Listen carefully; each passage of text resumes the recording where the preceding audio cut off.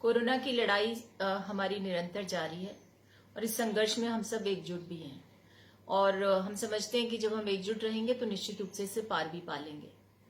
साथियों, इस संघर्ष के दौरान जब हम लॉकडाउन में सीमित हैं, एक विस्मित करने वाली सूचना आई और विस्मित ही नहीं, दुख पहुंचाने वाली सूचना मिली कि केंद्र सरकार के निर्देश पर आरबीआई ने 50 ऐसे पूंजीपति जो हमारे देश की जनता की गाड़ी कमाई को लूट करके कोई विदेश में भाग गया है, कोई देश में अच्छे से स्थापित है, उनके डिफॉल्ट को राइट ऑफ कर दिया है। और डिफॉल्ट भी कोई छोटा मोटा नहीं, 68,000 करोड़ से ज्यादा के डिफॉल्ट को राइट ऑफ किया है।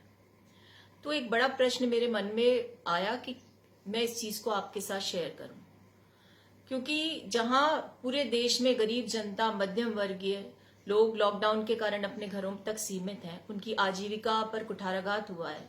माइग्रेंट लेबर हो या गरीब तबके के लोग हो, उनकी नौकरियां चली गई, करोड़ों लोग ले ऑफ हुए। उस दौर में ये क्या शोभा देता है कि ऐसे लोग जिनकी प्रत्यार्पण की लड़ाई खुद केंद्र सरकार विदेशों में लड़ रही है, जिनका कृत्य कहीं से भी नैतिक रूप से उचित नहीं है, उनके डिफॉल्ट को राइट ऑफ कर दिया जाए और एक तरफ जनता भूखी मर रही हो, मध्यम वर्गीय को चिंता सता रही कैसे बच्चों की फीस देनी है, कैसे ईएमआई को पूरा करना है। और एक बात और है कि सरकार ये भी शो कर रही है कि उसके पास पैसा नहीं है, इसलिए मिलिट्री ऑफिसर्स का, फौजियों का, पेंशनर्स का जो डीए है उसको भी काटा गया है। लगभग 38,000 करोड़ रुपए सरकार ने काटे, ये कह करके कि खजाने में पैसा नहीं है।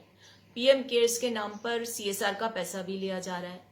तो ये सारी चीजें इसलिए क्योंकि हमें एक संघर्ष करना है, एक जंग लड़नी है, क्योंकि ये पहली बार है कि एक नॉन इकोनॉमिक फैक्टर ने हमारे इकोनॉमी पर इम्पैक्ट डाला है। हम लोग अपने घरों में सीमित है क्योंकि हम वायरस के कंटेनमेंट में सहयोग कर रहे हैं, एकजुट होकर के काम कर रहे हैं। इस दौर में गरीब व्यक्ति का, मध्यम वर्गीय व्यक्ति का ख्याल रखने के स्थान पर उन लोगों को तरजीह दी गई जिनके पास अथाह पैसा और पैसा भी चोरी का है, जनता की गाड़ी कमाई का है।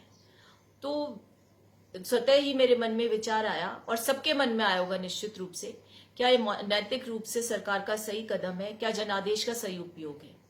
हम सब लोगों को चिंता इसलिए है क्योंकि एक तरफ तो हम चाहते हैं कि देश की अर्थव्यवस्था सुदृढ़ रहे।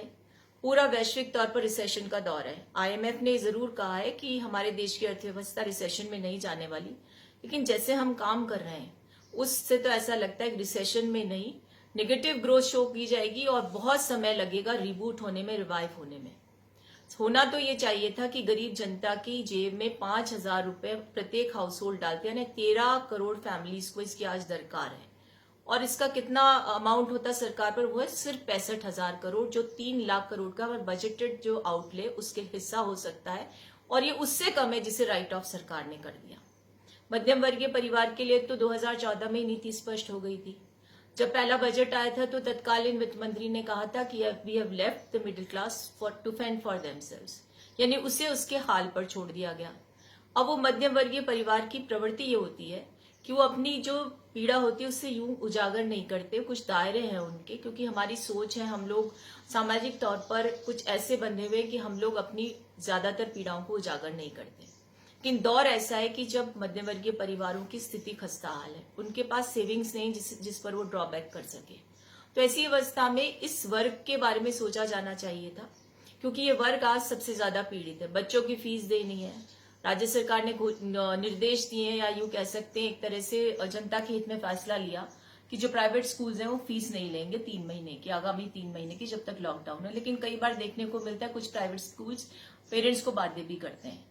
तो बहुत सारी ऐसी चीजें, पीपीई जो है उसकी रिक्वायरमेंट अभी बढ़ती जा रही है, क्योंकि वायरस कंटेनमेंट के साथ साथ जब टेस्ट हो रहा है तो उसको लेकर के नए केसेस भी आ रहे हैं और भी हमारे हेल्थ इंफ्रास्ट्रक्चर को कंसोलिडेट करना है।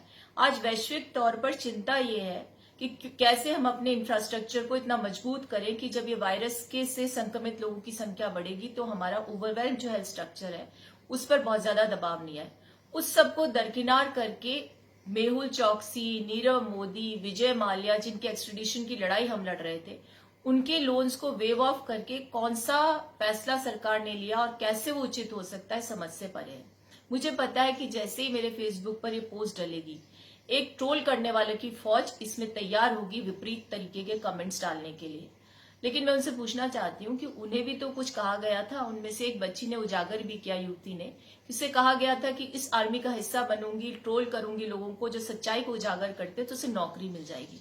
नौकरी मिलना दूर, एमएसएमई सेक्टर ध्वस्त हो चुके हैं डिमोनेटाइजेशन जीएसटी के बाद, और आज उनकी स्थिति ऐसी है कि वो पूरी तरह से नस्तनाबूत हो चुके हैं। नौकरियां कहीं है नहीं, करोड़ों लोगों का ले ऑफ हुआ है।